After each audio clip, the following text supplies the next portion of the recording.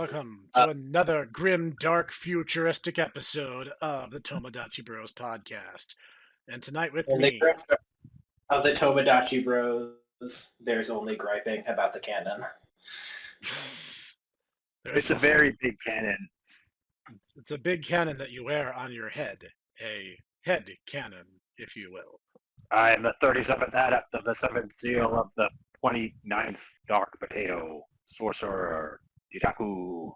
Sorcerer Ditaku of the Thousand Suns, yes. You and your weird wizard sorcery. Ha! And I am Noodle, other of the brothers Pooghym. I You'll don't have notice that he didn't deploy. He infiltrated into this podcast because he's a Raven Guard. I am indeed a scion of Korax. Yes, and I, of course, am, member of the Snek Commanders, here to ensure that, peace and love can flourish in the galaxy, my brothers. Through copious amounts of fire. You see, if you set all the bad guys on fire, everyone gets to live a happy, peaceful life. Hey guys, you gotta remember, light a man a fire, he's warm for a night. Light a man on fire, he's warm for the rest of his life. That is correct. I mean, you're not wrong. That is what the Man Emperor would want. So, if, dear listener, you haven't gathered, we will be speaking about Warhammer 40,000. And this is a Noodle episode. Unfortunately for these guys here who have to listen to me. Of course, this is Ditaku's penance for getting me into this if he has, any problems with this. He has no one to blame but himself. I mean, I've already had my penance, I think, after, multi-hour times of Tortoise, explaining to me in great detail his custody's army lists, and I'm thinking to myself, I'm like, I don't know what any of these things are. I have not paid attention to Warhammer in like 5 years, but I'm like, oh yeah, Tortoise, that's awesome. That's awesome, dude. The funny thing is Tortoise never actually built the Custodes army. I built the Custodes army. I built the Custodes army, and I painted the Custodes army, and then I gave it to our father. Oh, wow. Oh, geez. Yes, that's where Dad's Custodes army came from. Oh. I built it, and I painted it, and I brought it with me when I came for littlest Pooghym's high school graduation. I remember that. So yes, I was the only one who did it. I did it! It was me, Noodle! All along! But anyways, that sneaky ploy is brought to you by the 19th Legion. So gentlemen, where do you think would be best to begin with this? At the beginning of the timeline? At the beginning of the history of the game?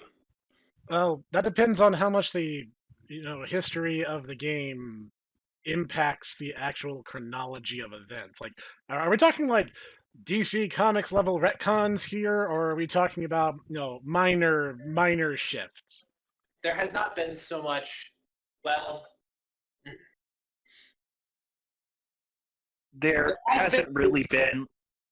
There hasn't been a whole lot of lore progression for a very long time, and then all of a sudden there was lore progression. Mm-hmm. Way back in the Dark Ages, there was this game called Rogue Trader. Because you see, there was this games company called Games Workshop, and they had a license to produce the Middle-earth strategy battle game. So they made all of these Middle-earth and fantasy miniatures for that. Then, smartly, they realized, hey, we might not have the license for this for, ever. So we should make our own game that we have the IP for. And so they created a fantasy game that they called Warhammer. It later became known as Warhammer Fantasy when they realized, hey, we've got all these fantasy miniatures. We can make a science fiction game too, and they created Warhammer 40,000, which was originally called Rogue Trader and was very much of a very, very schlocky and very tongue-in-cheek, very 80s British humor type situation where you had inquisitors named Obi-Wan Sherlock Clouseau running around. They literally had part of Ultramarines dancing with flamenco, so That sounds amazing. Why is this not still a thing? Because they decided that this is a very silly thing and we want to take things a bit more seriously. And if it makes you feel any better, Snek, a lot of the orc logic actually comes straight from this era. So if anything, the entire orc faction basically is unchanged from the way they were in Rogue Trader. Can I say this? As in the grim dark future, it's a struggle to survive. Being a regular human is basically the worst case scenario. But you know what? I think the orcs are winning. Yeah, I say that not because they're conquering or that they're necessarily the most the biggest or the most widespread. They're winning because of how they view this universe that they live in. Because they're just enjoying themselves. Oh, 100%. In the grim darkness of the far future, there is only war. And to orcs, that is literal paradise. So it's in a way, the orcs have already won. The orcs have already won, and you could make some arguments that the reason that there is a perpetual cycle of war and no one side is ever really able to knock out any of the others is because the orcs just kind of want it that way and believe it should be that way, and their gestalt psychic powers that wrap throughout the entire galaxy just kind of help tip the dice in that way in little tiny bits all throughout the galaxy to perpetuate the status quo. I just had a crazy thought. All right. So they say orcs say green is best, right? Yes. Well, out of the great Empyrean powers, there is one god who is the god of stasis, who is also green. Now, I'm not saying that Nurgle and the orcs are they're doing the predator handshake of, we are going to lock things in just eternal warfare. But I'm just saying. That's an interesting theory. That is a theory. Guys in the comments, debate this. Is this what's actually happening? Is that why the story doesn't really go anywhere ever? Well, if so, then they are losing because the story is indeed going places these days. Oh, okay. So, yes. So, that was Rogue Trader, this incredibly silly game, which was really more of a RPG than a war game, was Warhammer 40k first edition. Then Warhammer 40k second edition made things a lot more serious, a lot more grimdark. It was already very grimdark, but a lot more seriously grimdark. And kind of, from it, was the basis of the system and lore from which we now have today. It's all kind of gone from there. It went from being less Red Dwarf to more being like Terry Gilliam's Brazil, where it's still a comedy, but it's more of a deadpan, very extremely British, depressing comedy. To give a summary of the state of Warhammer 40k, or the pitch for the overall setting, it is the year 40,000 AD. Mankind rules over the whole galaxy, but is in a constant war against forces besetting it on all sides. The Imperium of Man has lasted for 1,000 years, in which the God King, or the God Emperor of Mankind, sits upon his golden throne on Terra. 1,000 or 10,000? 10,000 years, sorry. Okay. For 10,000 years, as the God Emperor of Mankind sits slowly rotting and decaying upon the golden throne of mankind after he was interred, after being mortally wounded by one of his sons in a treacherous civil war. Mankind has lasted for 10,000 years being beset on all sides by the alien, the mutant, the heretic, and the demon. Because, hey, you know what? Psychic powers are real. How do you use psychic powers? By tapping into the powers of the warp. What's the warp? Literal hell. Also, that's how you do faster than light travel. You don't bend in space. You don't do any of that. You just drive through hell and then pop out on the other side where you need to be. Better hope that your, reality shields are working. Otherwise, those literal demons are going to eat you while you're driving from planet A to planet B. It's okay. I just have Dark Age of technology glimmering Geller fields. They allow me to go faster. What are you talking about? That my ship is literally a cursed design from a cursed planet that was made on a cursed day. It's fine. It's fine. My ship goes super fast. Oh, yes, the flicker Geller fields. In the grim darkness of the far future, there is only war. Mankind has many forces at its disposal to protect it. The Imperial Guard, or as the now trademark name, Astra Militarum. Nope, you're in the Guard, boys. The Imperial Guard is the untold masses, the army, the boots on the ground. There's the Imperial Navy. There's the all-female Sisters of Battle, which are the militant army of the church, because after a whole thing in the church, they were told they weren't allowed to have men at arms, and they went, ha, joke's on you, we're going to take that very literally. And so they had an entire army of women. Let's be I'm real. okay with it was this. because they wanted to have fish speakers. They wanted to have their own Warhammer fish speakers. I mean, really. They did want to have their own Warhammer fish speakers. And then there is the Custodian Guard, the super mega ultra post-human badass 12-foot tall guardians of the Emperor, of which there are only 10,000.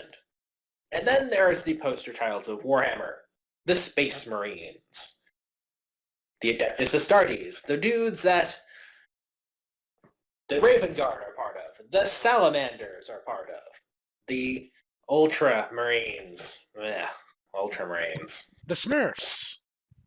the Smurfs, the Blueberries, The Thousand Sons were part of. the Until Thousand shenanigans. Sons were part of, until shenanigans happened in aforementioned Civil War. Besetting the Imperium on all sides are the orcs. What are they? They're fantasy orcs, but in space. They're the biggest and the bestest. They speak in a very, very, very strange Cockney accent. They act like soccer hooligans, and they have cartoon logic.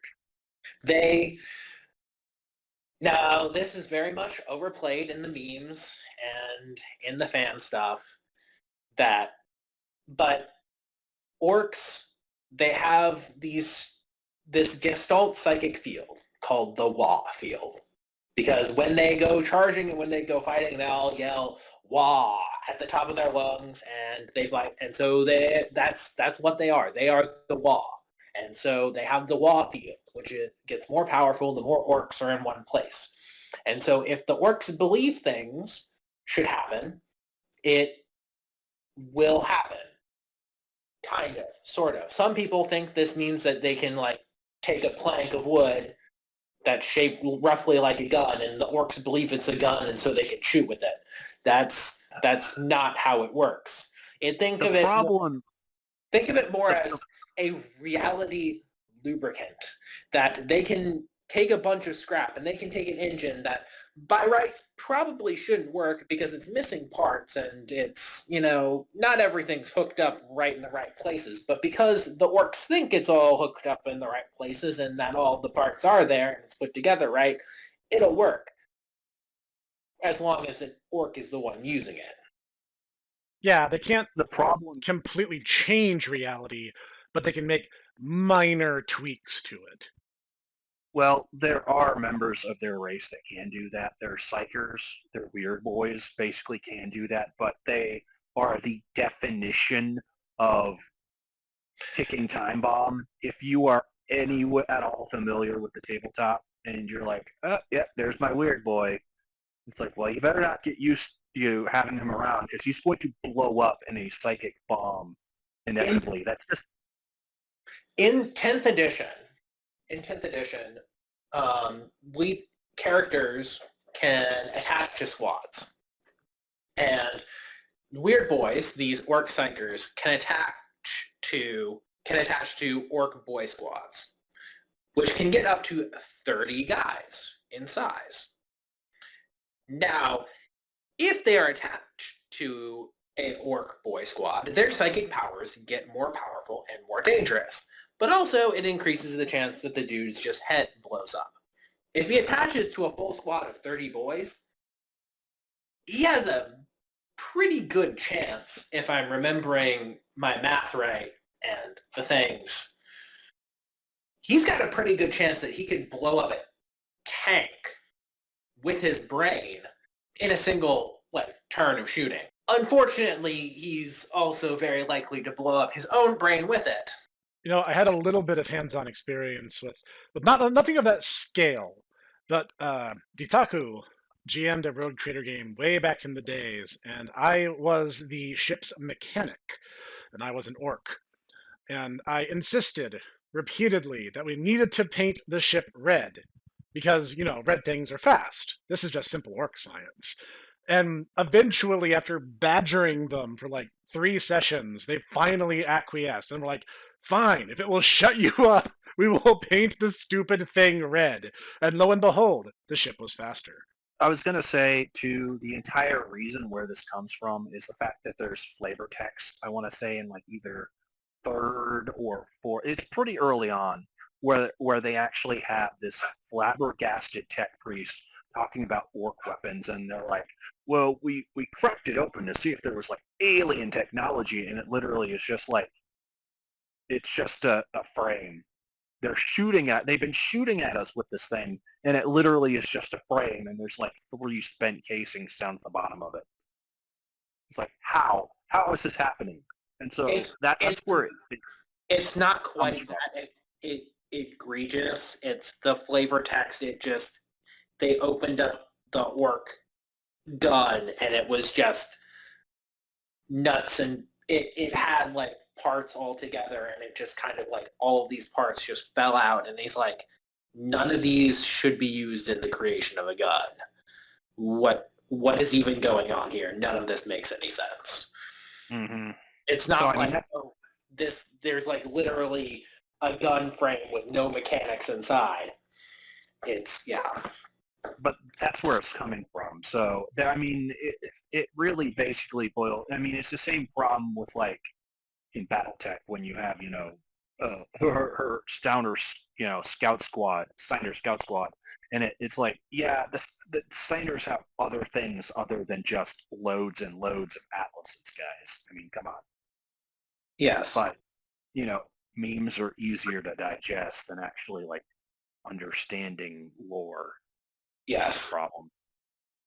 So yes, that is one of the Imperium of Man's many enemies in the galaxy, is the orcs. Another are the Eldar, which are space elves, of which there are 2 varieties, the Craft World Eldar and the Dark Eldar. Now, why are there 2 different varieties? What's going on? Well, you see, before humanity ruled the galaxy, the space elves ruled the galaxy because, this was based off of a fantasy setting. And so we have to have, before the dominion of man comes the dominion of elves. Now, how did the elves fall? What happened to cause, their empire to fall? Well, you see, their empire was super advanced and super full and was super bountiful and completely post-scarcity. So they had no wants, no needs. And what happens when that happens? Well, you start looking for sensation, and they got into some really, really, really weird stuff. And so they eventually, through all of their much, much torture and crazy, crazy depraved sex, and both at the same time, they eventually resulted in creating a literal demon god and tearing a hole in reality, and whenever they die, now their soul gets devoured by said demon god. Fun. Mm-hmm. Now, Fun times. The craft world Eldar are those Eldar who basically saw, shit's going down, we might want to get out of here, and they had all their psychic visions of the future of some incredible disaster that was going to happen. They're like, we should get away. And so they created these planet-sized ships, and they got on them, and they started running away. And they've been living on these planet-sized ships ever since. And they have these things called soul stones that they wear all the time, so that when they die, their souls go into these soul stones, and they go into this little artificial world and get plugged into their craft world when they die in order to keep from getting eaten by literal demons.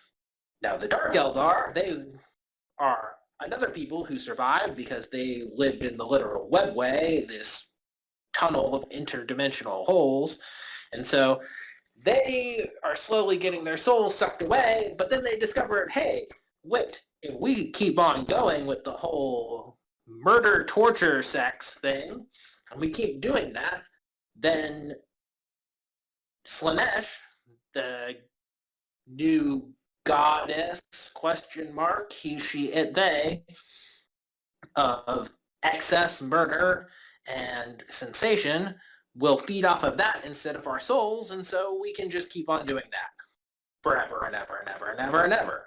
So that's another threat to the Imperium of Man. Another, quote, threat, and I use this with the biggest of air quotes that one might ever use, is the Tau Empire.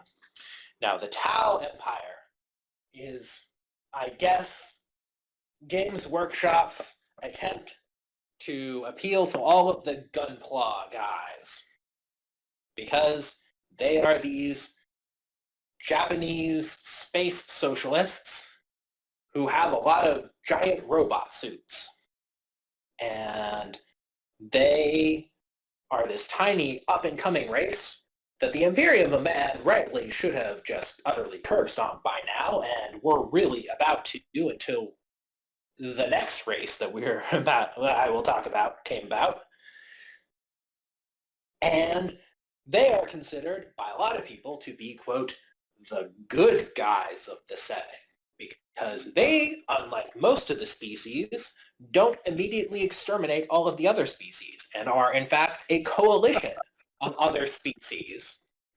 In reality, they're closer to the Covenant from Halo than being quote-unquote good guys. They are closer to the Covenant in that they are an incredibly authoritarian, incredibly rigid hierarchy system with a massive case system and a incredibly autocratic highest case ruling people, possibly using some sort of psychic mind control. Yeah, honestly, I gotta say too, as someone who's played the tabletop, I find them exceedingly annoying to play against. So when everyone, is like, oh yeah, I'm a Tau player, it's like, oh, I bet you play blue in Magic the Gathering too, because you were just like, well, I'm just gonna have my Manta and I'm just gonna park it back here and I'm just gonna, shoot my railgun at you, and that's all I'm gonna do. Just shoot my railgun at you. See, And I have someone in my Warhammer group who does play Tau as one of his many, many, many armies. And this person is massively in favor of skew lists, and so he has all battlesuit army. He has all giant robots. See, and well, at least the battle suits are more interesting than just I have a tank that just has two, Gauss rifles that just fire at you all the time. I know that the battle suits can have Gauss rifles too, but it's like, I don't know. Yeah. I really well, I learned that was his thing, that he didn't like any of the other Tau units. He just liked their battle suits. And so whenever he was bringing his Tau, he was just bringing battle suits. And, well, that just means that I just had to take a bunch of anti-air and anti-vehicle weapons. And that's an easy win for me. By that, he means Noodle leapt across the table and began just throttling him. Put his hands around his throat. What that means is he has a bunch of Stern Guard with missile launchers. Stern Guard can't take missile launchers. Stern Guard have never been able to take missile launchers. Well, it's a bunch of you would take, it basically is the Solid Snake with the missile launcher meme. That's effectively what it was. Pretty much. I have some now discontinued flak tanks and anti-aircraft tanks. And anti-aircraft missile tanks, which had in a very funny thing that I will talk about later. But Demon Primarchs fly, and which means that anti-aircraft stuff work on them. I will talk about that later. But it was at that point that Grakash, the emasculator, was very, very, very angry because he just got sent back to the war with a guy with the hookers going lol, labow. It was at that moment that, Magnus the Red fucked up because he realized that him growing wings meant that Stinger missiles worked on him. Lol, labow. What do you mean lol? Oh. Yeah. So, yes, the Tau, they are not good people. People who say that they are the good guys in 40K are wrong and weird, and I don't know where they are coming from, because by all rights, there really aren't any good guys in 40K. That's honestly upsetting, really, guys. I don't understand how they could be so close to the Smurfs and yet still be around. You think that the Smurfs... That's because of the Tyranids, and because when humanity discovered the Tau and created a gigantic army and were going to wipe them all out, which they were literally about to do, a bunch of human planets just started going silent on this one part of the galaxy near-ish to the Tau. And humanity kind of went, that's weird. What's going on? There's nothing there that should be doing that. And so they sent some fleets to investigate, and those fleets also went silent. And then they got this one message from the planet Tyran, and depicting a bunch of this gigantic fleet of organic ships descending upon the planet and disgorging hordes upon hordes of alien bug lizard things that literally devoured everything and then sucked up its biomass into space to make more of them. And then, hence, because that was the first place that the Imperium of Man had any sort of contact or knowledge of these things, they thereby called them the Tyranids. And they had this massive fleet come in, and so humanity had to pull back from curb stomping the Tau in order to deal with this gigantic armies of organic, basically aliens. They're aliens from Alien, kind of. But there's Xenomorphs. They're xenomorphs, yes. Just descending upon the galaxy. Entire fleets of them. When we were recording this, Space Marine 2 has just come out. If you know anything about that, yeah, those are the Tyranids. Gigantic hordes of bug, monster, lizard things.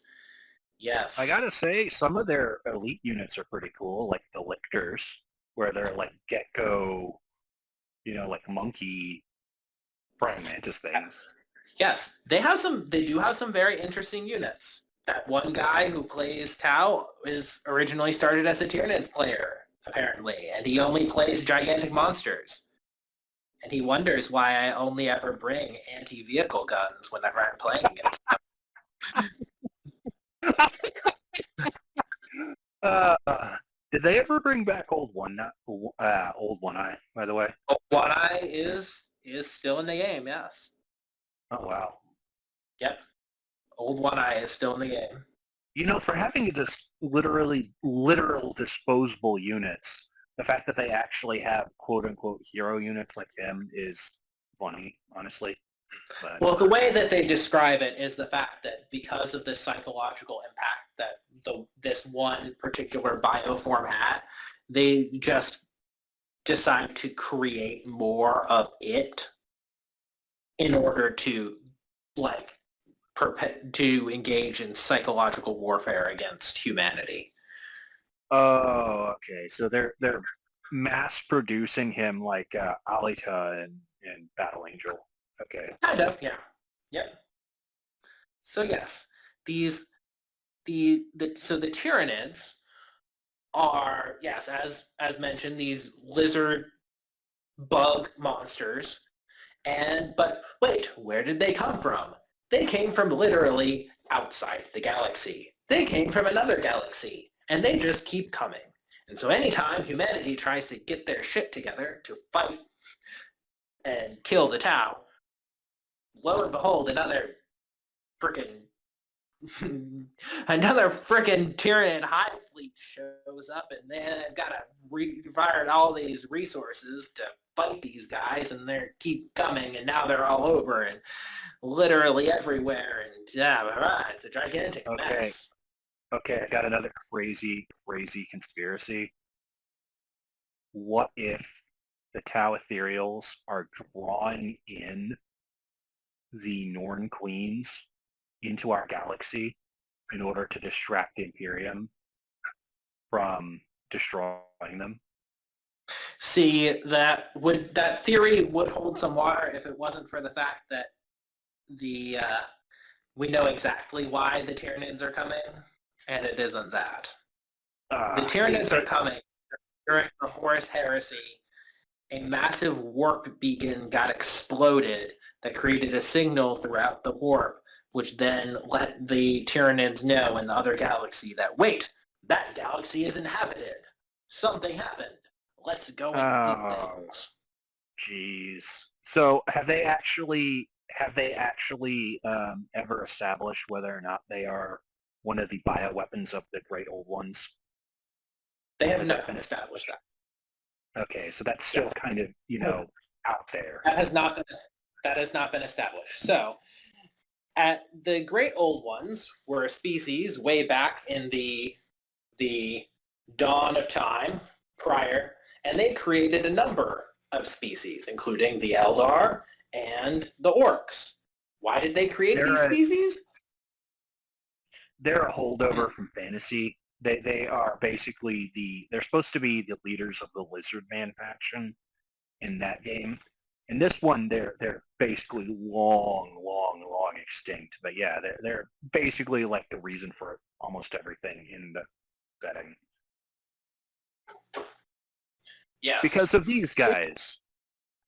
These jerk faces. So why did the old ones, these now extinct species of hyper-advanced psychic toadmen, create the orcs and the Eldar? Well, it's because they were getting their butt kicked by this race called the Necrons. Now, the Necrons used to just be this normal old race that really hated the old ones, and they were just stuck on this radiation-blasted planet, and they had these incredibly short lives, and everything was very dour and grim, and they had this weird cult of death. But then they discovered these strange beings of energy that were devouring stars. They found a way to communicate with these things.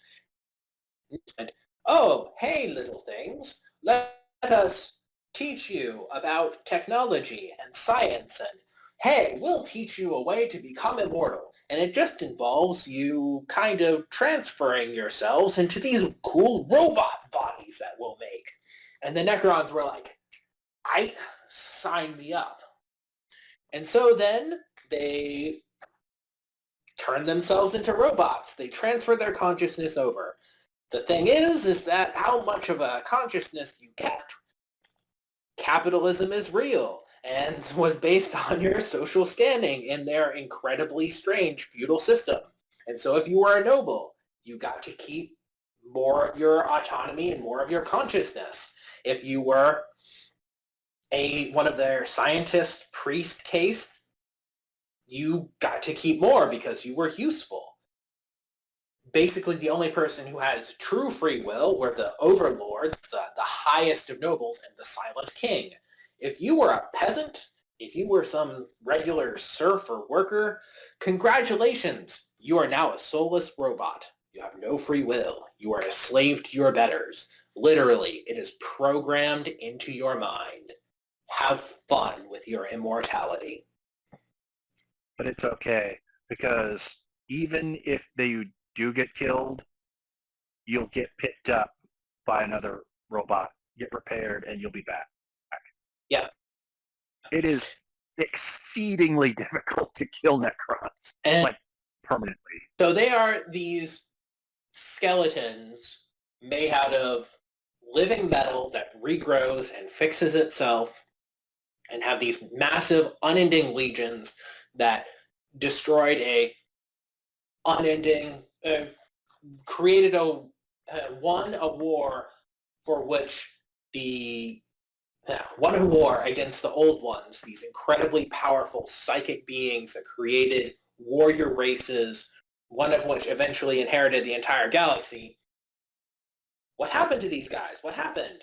Did they lose the war? Is that what happened? How the Eldar won the galaxy? No, they won the war. But then they realized, wait, we need life to keep sustaining itself, or else we're going to run out of energy, and then we're going to die anyway. So they won the war, but then realizing this and that the galaxy needed to recover itself from the war, they put themselves into stasis on their tomb worlds in order to let the galaxy kind of recover. And then they just wake back up in a few million years and everything will be all hunky-dory and they'll take over again. Did they retcon the invasion of the puppeteers from the warp too, by the way? The enslavers? No, they didn't write that, but kind of unimportant to the overall lore.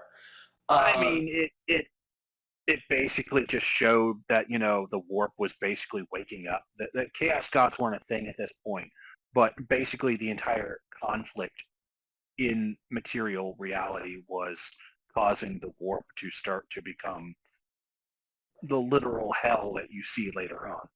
Yes. So, yes, the Necrons then go to sleep, and the Eldar then declare victory and have taken over the entire galaxy, because who the heck was going to stop them at that point? No one. But the Necrons, having been in stasis and decided that they were going to sleep for a few million years, lo and behold, when do they start waking up? Roughly around the year 40,000 AD, after their 65 million year slumber. Yes, it is heavily hinted that the reason that the KT event happened and the dinosaurs got wiped out was an after effect of the war between the Necrons and the Old Ones. Yeah. really, really weird that. Ripping potatoes, dinosaurs. Ripping potatoes, dinosaurs. And so that is all of the alien threats. I was going to say, are we going to talk about chaos now? Yes, that is not all of the threats. Because, as Itaku has talked about, and as I have talked about in some of the things, there is literal demons. Let us rewind the clock back about 10,000 years to Warhammer 30,000. At that point, the human empire had collapsed. There had been a long, dark age, the Age of Strife, in which human civilizations across the stars were cut off from each other, and all of humanity fell into states of technological regression. We lost all of the knowledge that we had developed in this Star Trek utopia and the golden human empire. And so the Emperor of Mankind arose on Earth, and he unified Earth after this age of strife. And he created the 20 legions of post-human, genetically engineered badasses that are the Space Marines, based off of the templates of 20 sons of his that he also created, which were the 20 Primarchs. Now, the 20 Primarchs got scattered across the entire galaxy. And so the Emperor starts his campaign of conquering the galaxy, slowly picking up his sons one by one, until he's got them all. They're great. They're cool. He picks one of them to be his war master and continue to conquer the galaxy while he goes and messes with science back on Earth.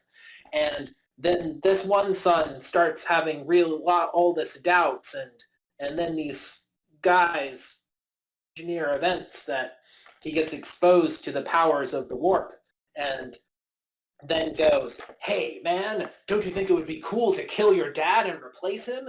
Here, also literal demons exist and they want to give you power to help you do that because they really hate your dad. And he went, all right, and he convinced half of his brothers to join him, and they waged a massive civil war, which resulted in the 10,000 years of technological and social stagnation. This was the Horus Heresy. Now, all of those guys who turned traitor, they did not all die when they lost the war. They all fled to this massive hole in reality called the Eye of Terror, the place where the warp and reality overlap. Now, how did the Eye of Terror come to exist? Well, that was the core space of the Eldar Empire before they created Slaanesh, one of the 4 Chaos Gods. And so the birth of Slaanesh tore this literal hole into reality. Mm-hmm. And so there are 9 legions of Space Marines that then ran into the Eye of Terror and had been living there and slowly fighting over the last 10,000 years to try and overthrow and finally end the war, destroy the Imperium of Man, kill the Emperor, all that jazz. There are those forces that are devoted to Chaos Undivided, all of the forces of Chaos as a whole, the Dark Pantheon. Then there are the forces of the 4 Chaos Gods, of which there is a single legion devoted to each of the 4 Chaos Gods, in addition to their own legions of demons and various other demonic servants. These 4 Chaos Gods are Khorne, Nurgle, Tzeentch, and Slaanesh. Slaanesh, as we already discussed, was born due to the results of the Eldar murder boning he, she, it, they into existence, and is a deity of pleasure, excess, ecstasy, perfection, and tempts people to join it with all of the wonderful things you can experience in the world, all of the glories of sensation, and tends to be flanderized as the god of sex, drugs, and rock and roll in all of the memes. To be fair, also, they're also Slanesh is. I mean, basically to be. They're just Zombarg from Elric. They're literally just. I mean, and the modern art doesn't help with this, considering that they constantly make them into. It's like, yes, I'm the Prince of Ecstasy. Oh, by the way, I look like a hot demon lady with the giant sword, and it's like that's literally Zombarg's entire thing is that he is the Queen of Swords. They're often they are the youngest, and as they are the youngest, they are also the weakest. That being said, though, Slanesh is the most dangerous because being the god of sensation, wouldn't you know it, all of chaos is about sensation and emotion, and so they are able to corrupt and tempt even like high demons of other gods to their side. So very dangerous. Very, very, even though they are technically in a straight fight, they would be the weakest. Yes. Because, yeah. Then the next god that will, the legion that has fallen to the worship of Slanesh is the Emperor's Children. They are those. They basically fell because they were utterly devoted to trying to be the most perfectest at everything, even beforehand, and so that made them a very easy target when their Primarch got his hands on a sword that contained a bound demon, and the demon started whispering sweet nothings into his ear. Yeah. I also got to say their special character, Lucius the Eternal, is probably the most terrifying, just because, like, the reason why he is called Lucius the Eternal is just that's some like if Lucius the Eternal is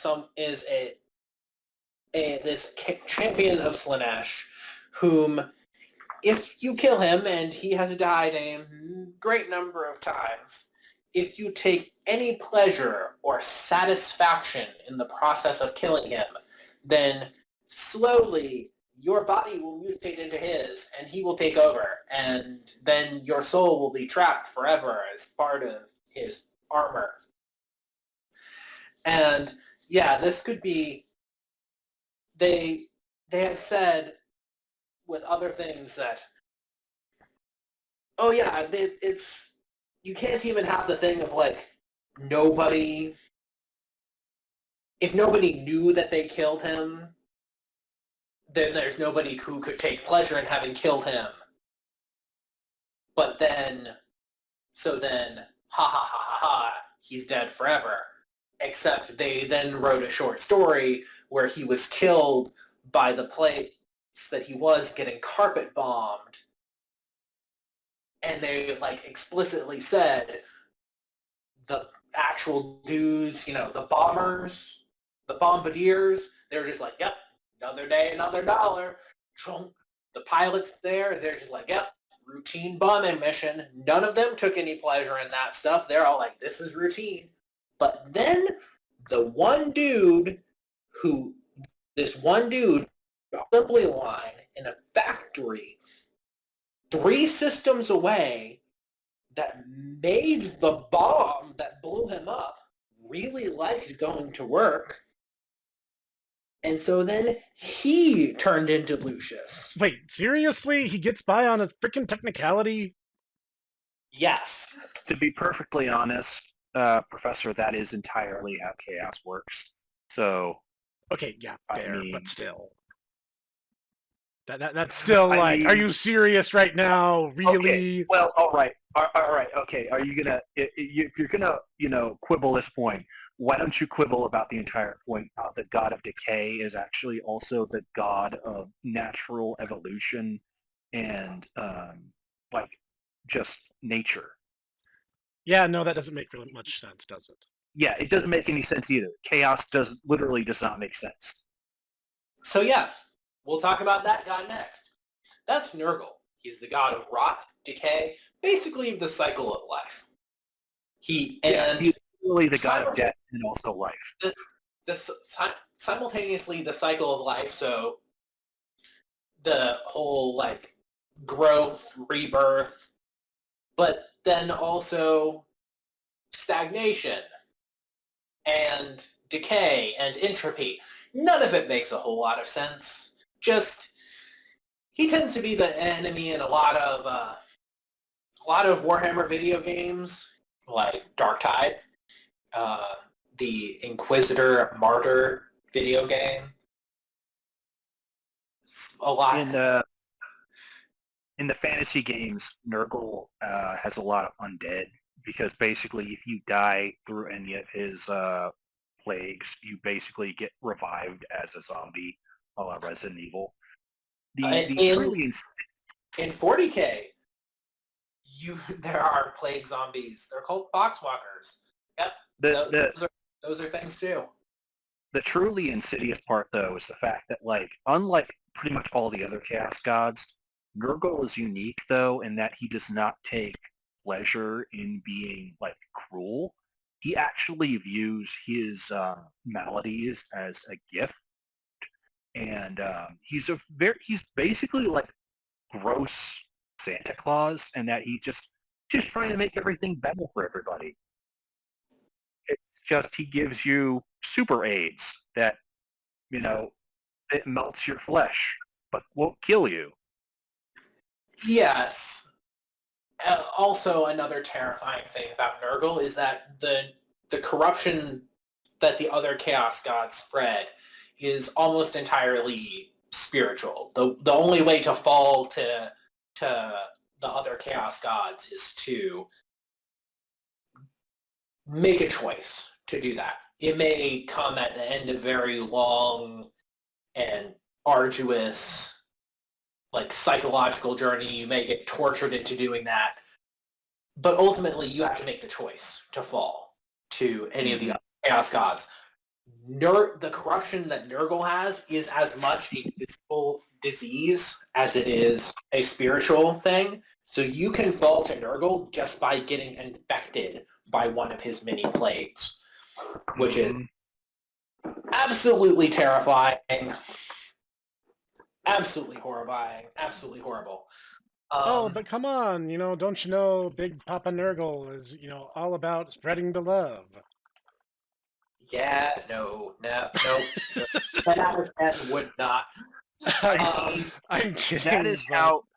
That is how he would view it, but you also have to understand that in his eyes, what he views as love or compassion is utterly horrifying and not at all true compassion.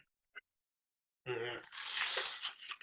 Yes, the legion that fell to Nurgle was the Death Guard, which used to be they were these experts in trench warfare and grinding assaults and, just masters of attritional warfare. And they fell to Nurgle because of their first captain was already tainted by Nurgle and decided to maroon the entire legion in the war in order to force his Primarch to swear the entire legion to Nurgle, and then started spreading all of these plagues throughout the fleet to basically force the whole issue. Be like, oh, well, we're either going to die here to all these diseases or you're going to swear us to Nurgle. That's the options. Can I just say, too, when I started playing, I've always been a Thousand Sons player.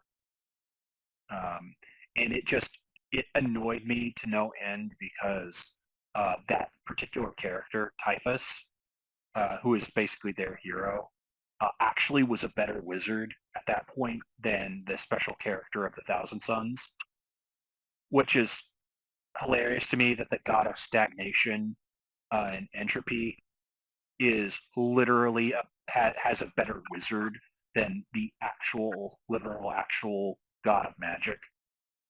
Yes. So, I have a friend in my group who plays Death Guard. He has a Typhus. He is still a very good wizard. He is not as good as Ahriman now. I get why they did it, because in, I want to say, 4th edition, Ahriman is like really, really broken. And so they're like, okay, you can't be that good there, magic Egyptian wizard boy. But still, I think that was a bit of an overcorrection, and it always has stuck with me. I'm like, I understand why the Death Guard are they are. I just don't like Typhus because of that. And I know that's a really quibbly thing, but that's just that's what if the Ditaku, deep lore takes. Don't really like Typhus. Don't have anything against the Death Guard. Typhus just don't like him. So I guess, yeah, we'll move on to the next one, which Ditaku was talking about. Zeech, the god of magic and change and ambition and,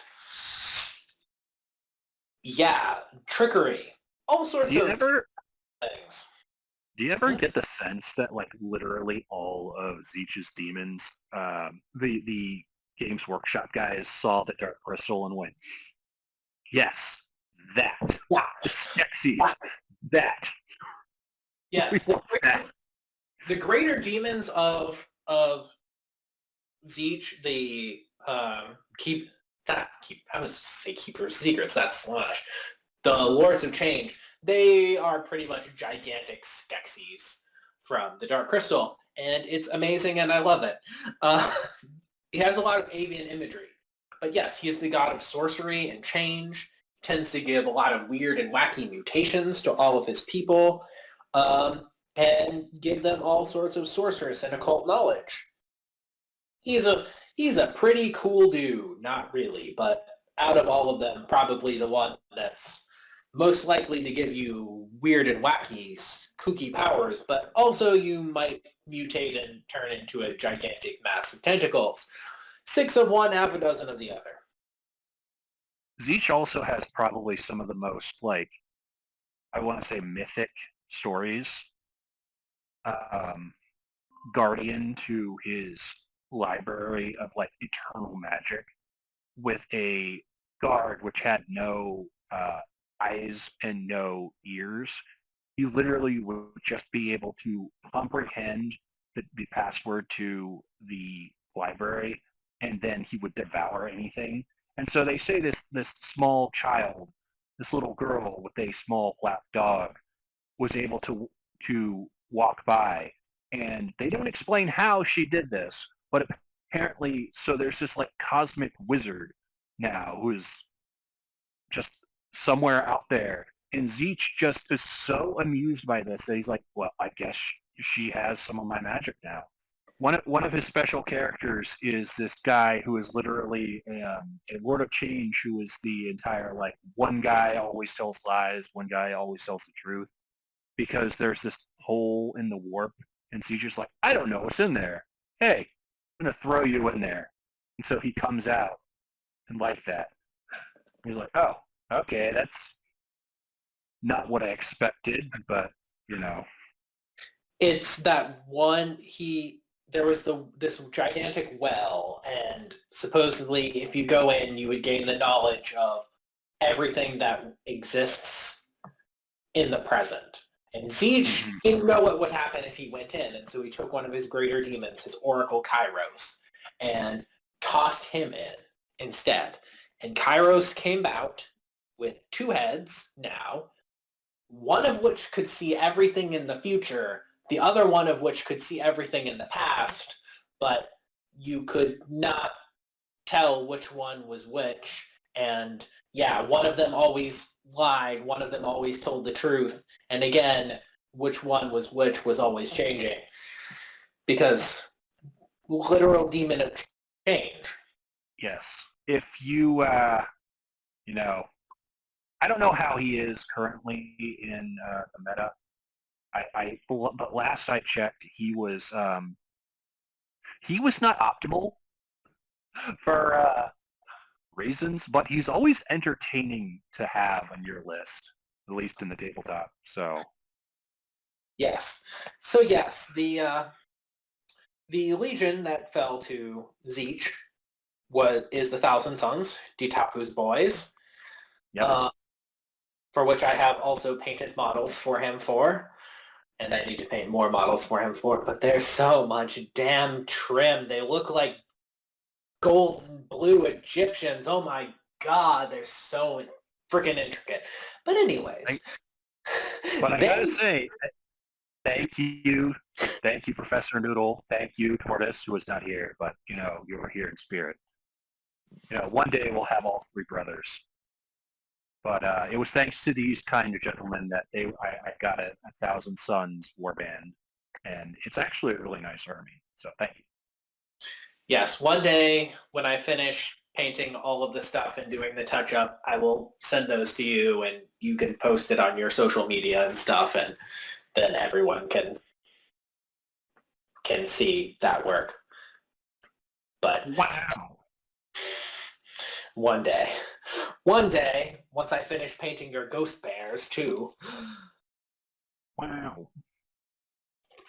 But the Thousand Sons mostly fell to chaos because Horus is a dick and tricked people into convincing into fighting them, and then they basically had no choice, but they were already weird, wacky wizard dudes who were half fallen to Zeech anyway. So then when Zeech came and was like, oh, well, you're getting attacked by all these dudes, I sure would be ashamed, I can help you guys out. And their Primarch Magnus the Red's like, fine, I'll sell my soul to you, just save my sons. And so he did, and then they did. And then he got this whole roundabout thing of his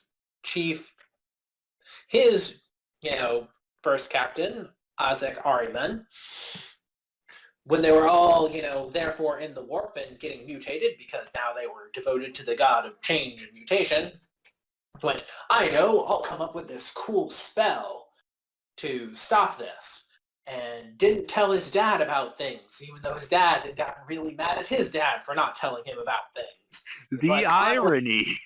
The irony came up with this spell. It's like, okay, we're going to do this spell. It's called the Rubric of Ahriman, and it'll stop all the mutations. And he did it, and it worked. And it worked, and it stopped all the mutations because it turned everybody who wasn't a wizard into a golem.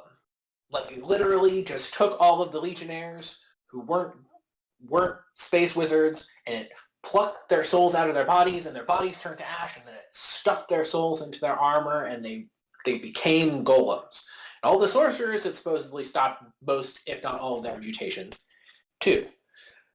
And then Magnus the Red got really mad at his son not listening to him and telling him what to do, despite the fact that, well, you didn't tell him not to do things, and he did the things, and your dad got mad at you, and you got really whiny when your dad got mad at you for the same things. Oh, the irony, and banished him. And so now Ahriman is on a quest to find the Black Library, which is where basically all knowledge of chaos is supposed to be hidden from the Eldar, or by the Eldar that's being hidden. Yes, and in order to find a way to reverse the rubric and basically get all of his dudes back. The Thousand Sons are one of the enemies of Space Marine 2. So, if you... Space Marine 2, yeah, you'll fight the Thousand Sons. Fun times. I really like the fact that Space Marine 2 has chaos that isn't Nurgle. That's a nice change of pace. Really cool. Diametrically opposed to Nurgle, even. Yes. Now, the last Chaos God is Khorne. Khorne is a simple guy. Khorne is the god of bloodshed. Khorne likes spilling blood and collecting souls. Oh, skulls, sorry. Souls too, but mostly skulls. He has a giant, he takes all these skulls and he puts them in his chair. He puts them on a chair and he makes a chair out of them. And he's got his bow throw. He's not Ariosh there, Noodle, sad to say. Even though he's very, I want to say Ariosh is probably like his dad or something, but he's not actually Ariosh. Yes. Ariosh, blood and souls this day. Khorne, blood and skulls. So yes, blood for the blood god, skulls for the skull throne. That is Khorne in a nutshell. he doesn't like tricks. He doesn't like wizards. He doesn't like any of that because that's cheating. If you're going to go and kill a man, at least have the decency to, pick up the sword and stab him with him yourself while he's looking at you. You want this to be a fair fight. Yeah, I was about to say, in Warhammer Fantasy, he has a greater emphasis on the fact that he is a much more of a honorable fighter, and so the actual Knights of Khorne are actually like very, very rigid in how they go about fighting. That being said, they will pretty much kill anyone as long as it's within this, very narrow sense of honor. Or, this tenet framework. It's a little bit more nuanced than they are in 40K. Not much, but there is a little bit more to them. But yeah. So yes, he's not a complex god. He just likes killing people. A lot of his demons are like pretty stereotypically like demonic. They like fire, they like brass. They're very red. They've got the goat/bull horns and the hooves, and they're red, and yeah, just very stereotypical demon thing. The Bloodthirster model is quite clearly based off the Balrog model. You can tell that. That's pretty obvious. The legion that fell to Khorne were the World Eaters, whom were kind of doomed to fall to Khorne because after their Primarch was found, he had been lobotomized to put these devices into his brain that are called the Butcher's Nails that constantly activate the aggression centers of your brain. And instead of just trying to put him down or reverse the process, all of them basically went, you know what? We'll do that too. And shoved copies into their own brains. And according to the fiction, it actually caused them great consternation, the Legion. But it's one of those things of there's a lot of people that are just like, well, it's just, you'll notice this in a lot of Warhammer fiction is that there's a lot of things where they just are like, well, everybody else is doing this, and no one ever goes, hey, that's like extremely messed up. Why are we doing this? No. No, there were admittedly a lot of the Warhounds at the time who did agree that, hey, this is a stupid idea. But then Angron just killed them. Or they were exiled. And then all those ones that were exiled, created their own warband when the heresy started, led by an absolute Giga Chad, Endred Har, who just got his own model, called the Hounds of the Emperor. And they created their own warband, and they all ended up dying in the Siege of Terra. Absolute Giga Chads, though. Total dude bros. That's a shame, because I could have sworn that, like, the Space Sharks were loyalist world eaters. Oh, no. Space Sharks are not loyalist world eaters. The Space Sharks are Raven Guard. Really? This is canon. People say that it is debated, but it is canon. Space Sharks are Raven Guard. The Space Sharks. Okay. This all came from the thing. Are descended from Terran-born Raven Guard that when Corax took over his legion, the original Raven Guard before Corax took over were very brutal against anything that they saw as sedition. They were very, very cold, brutal killers. And he did not like that. He saw that too close to the tyrants that he had fought and overthrown on his homeworld. And so he took all of them together, and he formed them into a bunch of fleets, and he was like, all y'all go out there and go outside of the borders of the Emperor, and you kill the enemies of the Emperor outside there until I tell you to come back. And he never told them to come back. And they just kept going. Amongst them was the previous leader of the Legion, the Space Marine that led the Legion before Korax came, Shade Lord Arkas Fall. Now, the current chapter master of the Space Sharks is the Shade Lord Tybros the Red Wake. Funny how that works. Also, the original Terran Space Marine Raven Guard were plucked from what was Indonesia. They've got this really weird Indonesian Maori like tribal tattoo things going on with the Space Sharks. And also their armor scheme is the original Legion, 19th Legion armor scheme. And in the Karkaradon's books, they literally go and meet a renegade chapter of Raven Guard that were another one of those fleets that were sent out. And they're like, yeah, we're cousins and stuff. And they swap war gear and recruits and stuff. Yeah, they're Raven Guard. Well, shut my mouth. I am by no means an expert. A lot of people, see, this is a thing, a lot of people will go, oh, they're Night Lords, or they're World Eaters, or they're Chimeric, and some sort of combination of the above. There's a possible thing that they're Chimeric Night Lords, World Eaters, because the Raven Guard expeditionary fleets, that the nomadic predation fleets did come back during the heresy and start tearing apart the Thramas sector, which was the sector that the Night Lords controlled and was like their direct fiefs. And one of those fleets did abscond with a copious amount of Night Lords gene seed, which is genetic material used to create Space Marines during said fight. So it is possible that they are chimeric Night Lords and Raven Guard, but they are primarily Raven Guard.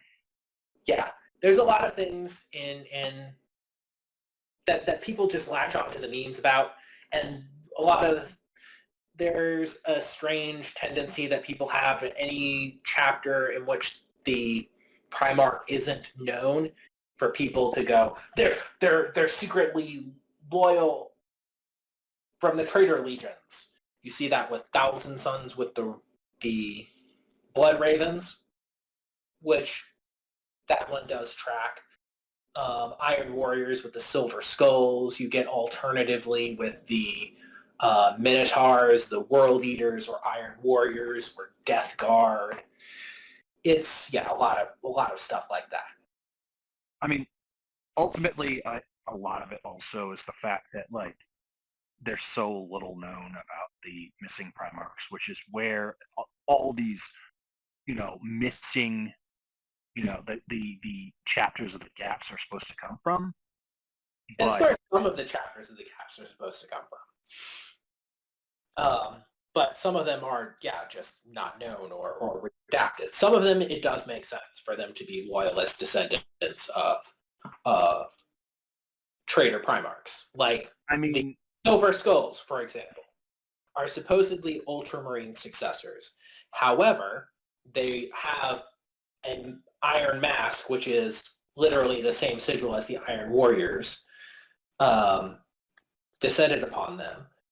And they were also based on a planet that was defended by a garrison of Iron Warriors, which when the heresy turned, and when the heresy happened, stayed loyal to the Emperor, were located next to Ultramar, where the Ultramarines are, and then went, okay, well, we're not we're staying loyal to the Emperor, and Guilliman, you're the only Primarch around here who's loyal. That's, the thing. So we're going to join your chain of command. And then they got made honorary Ultramarines. And so it makes sense that those guys are therefore descended because they're Ultramarines, but they were founded from these guys that were adopted into the Ultramarines legions, but were actually Iron Warriors. There are some of them that make sense like that. The other ones, like people saying the Carcharodons are World Eaters, are directly contradictory in the lore. I mean, you say that, but I mean, in my head canon, say what you will, Blood Ravens are there's a pretty strong case you could make that they're actually Thousand Sons. Well, Blood don't have anything definitive said about them as who their Primarch is. There is no evidence one way or the other. So yeah, it makes sense to me that they're Thousand Sons. It could also make sense to me that they're Wordbearer descended. Yeah, they could be. Both of those make sense. I will freely admit I am biased, but yeah. Well, I personally am biased for them being Thousand Sons too, because I fucking hate the Wordbearers. Yeah. No, Noodle, tell us how you really feel. Don't hold back. No, you don't understand. They basically pretty much the Horus Heresy happened because of prominent figures in the Word Bearers. So they are pretty awful. Like even by chaos. So the Horus Heresy happened because the Emperor was a Reddit fedora atheist and demanded that all of humanity become Reddit fedora atheists as well. But the Word Bearers started worshiping him as a god. And so when he got really mad at them and he let them do that for like 150 years, but then he got really mad at them about it and then burned down this one planet that they made, and then they got really angry and discovered the Chaos Gods and went, well, fuck you. If you don't want to be worshipped as a god, we'll worship these other gods. And yeah. A lot of the Baroque cathedrals and stuff, I mean, heck, even the literal imperial truth, as is in the Imperium in the 40th millennium, is actually from Lorgar, which is like the height of ironies. Is that the arch traitor made the imperial faith. The arch heretic, yes, made the imperial faith, and really the ultimate winners of the Horus Heresy were the pre-heresy word bearers. The original word bearers were the dudes who won. Not the ones who fell to chaos. Those few that survived and remained loyal. Those were the guys that really won the Horus Heresy. Didn't they become the Grey Knights? The Grey Knights were founded from Psykers from all of the legions.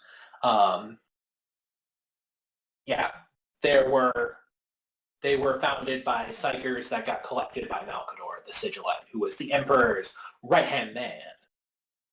Mm-hmm. But yeah. So for a very, very, very long time, the lore was stagnant in Millennium 40, year 999, the very end of the 41st millennium, where the 13th Black Crusade was happening, which the Black Crusades were the attempts by the forces of chaos to overthrow the Emperor and the Imperium and destroy that all again. That was until about 10 years ago. We're back closer to 8 years ago now, when they decided we're gonna move the lore forward. I didn't realize that we were in a warp storm and time's going backwards.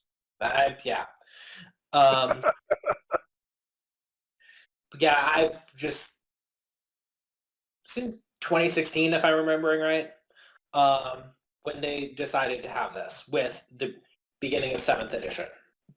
Huh. And they decided to move the lore forward. And so the 13th Black Crusade ended, and it was a chaos victory. They won, and by doing so, they ended up splitting the galaxy in half with a gigantic perpetual warp storm. And this all would have been utterly disastrous for humanity, and Chaos would have utterly won the Long War, the 10,000-year long war, if it wasn't for the fact that one of the loyalist Primarchs, Rubute Guilliman, the Primarch of the Ultramarines, also was revived at that same time and was able to rally the forces of the Imperium and start fighting back and pushing back. There's been a lot of lore progression since then. Other demon Primarchs have come back, and started becoming active again. The traitor Primarchs that have since become demons, and also one additional loyal Primarch has just came back. The Lionel Johnson, the first Primarch, has returned and started kicking ass and taking names yet again. Which is hilarious because, as I recall, Lionel Johnson and Rubute Guilliman did not like each other. They did not like each other. They have not yet met in the lore. They are on entire opposite ends of the galaxy. And so far as the lore as currently established has been, since Guilliman came back first, the Lion knows that Guilliman is around, but Guilliman does not yet know that the Lion is back. Guilliman is now the Imperial Regent. He is essentially the Emperor in all but name. And yeah, the war has been moving forward. There are new Space Marines and all sorts of wacky new equipment coming out, and wonderful new things and crazy, kooky additional lore, and it's all changing, and we've been going for a while now, and whew. Yeah, it's a lot. I could keep talking about this for hours and hours and hours more, but yeah. It's going to be the part 1 where we tease, part 2 where Ditaku takes over, and, We'll get Tortoise, and the three of you guys can just go nuts. We'll get Tortoise on, and he'll just be like, okay, so the Horus Heresy game system. Let me tell you about that, and why you should be playing that, not 40K. Number 1, no filthy Xenos. No Xenos filth. They don't even have rules. You don't have to fight any aliens because the aliens are all dead. Mwah! That's one way to look at it. I didn't realize that, he would be so, into Battletech then.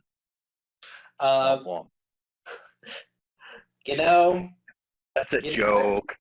Maybe you could try and get him into Battletech. I don't know. I mean, I have offered, and he's like, no. I'm like, I don't know. It's kind of cool. It's got robots. It's got giant robots. So is this where we're gonna call it? Yeah, this seems like a good place to call it. The just 10,000-foot skyscraper thing. I got my hot takes and my complaining about people not treating my beaky boys right. That's fair. That is fair. I appreciate that. So yeah, we'll put a pin in this. Leave a comment down below. What is your Legion of choice? What colors do you fly? I am not subtle about my love of the salamanders. They are good boys who want to help people and also set things on fire. Yeah, we really didn't touch on Vulcan and the salamanders, really. Well, we'll have to go into, the only real legions that we touched upon were the 4 god-devoted legions, but yes, we can talk about the other ones at another time. We can talk about the 9 loyalist legions. Give me another excuse to talk about Raven Guard. Yeah. Oh, also Banana Marine. Yes, the Banana Marines, which you also have an army of. Yes, I do. And then we can fortify the comment section. Yep. You guys come and tell us what your favorite Space Marines are. and what your favorite Warhammer games are. I would be very curious to know. Dawn of War. Dawn of War. All right, fair, Good fair. All right, so gentlemen, thank you for joining me this fine evening for this very enlightening look into a franchise I honestly just don't know that much about, and I'm looking forward to learning more. All right. So, funny meme about metal boxes will go here. and we will see you guys next time on the Tomodachi Bros podcast. All right. Bye-bye. Metal boxes.